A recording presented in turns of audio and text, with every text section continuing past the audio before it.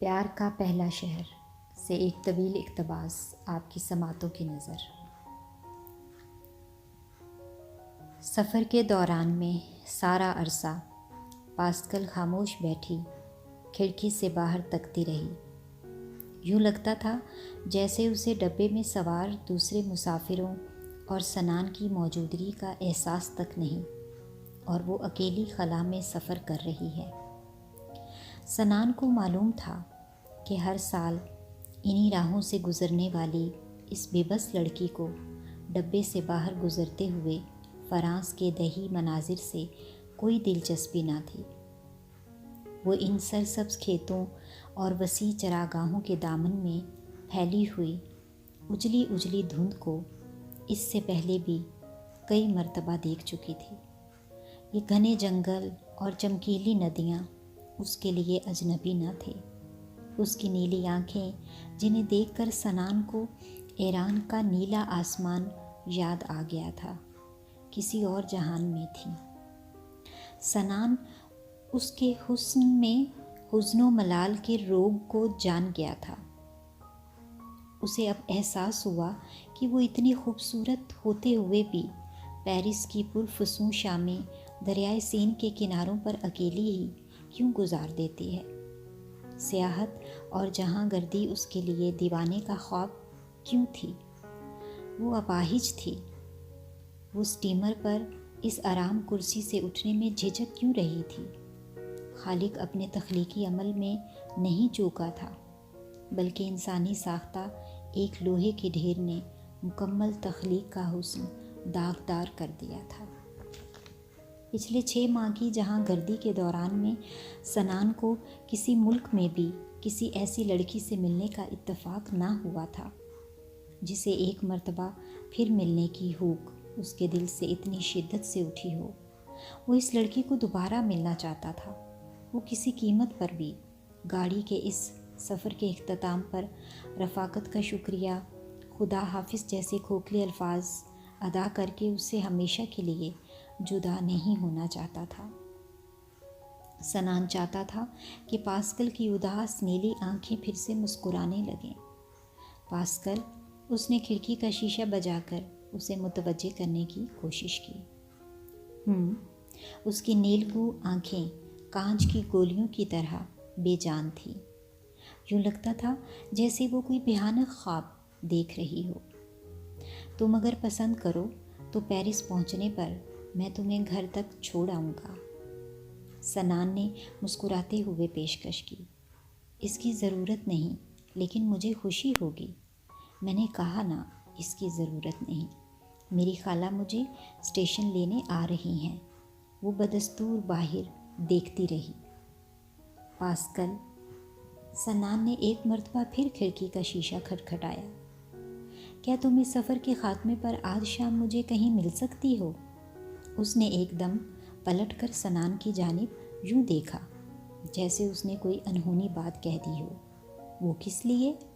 میں چاہتا ہوں کہ تم شام کو دریائے سین کے کنارے اب اکیلی نہ گھومو۔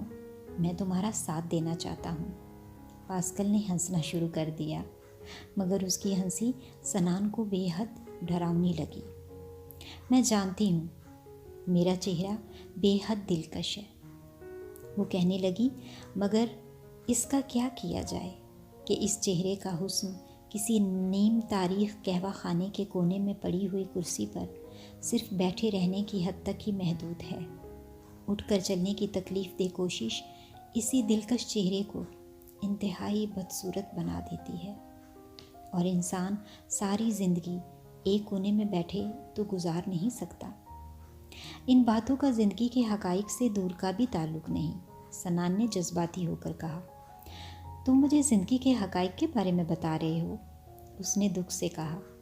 جس طرح ایک ہی زمین پر جب ایک لکیر سرحد کی صورت میں کھینچ جاتی ہے، تو اسی طرح وجود میں آنے والے 2 ملکوں کے لیے سچائی کے پیمانے بھی ایک دوسرے سے بالکل الٹ ہوتے ہیں، اسی طرح زندگی کے حقائق بھی ہر انسان کے لیے مختلف ہوتے ہیں۔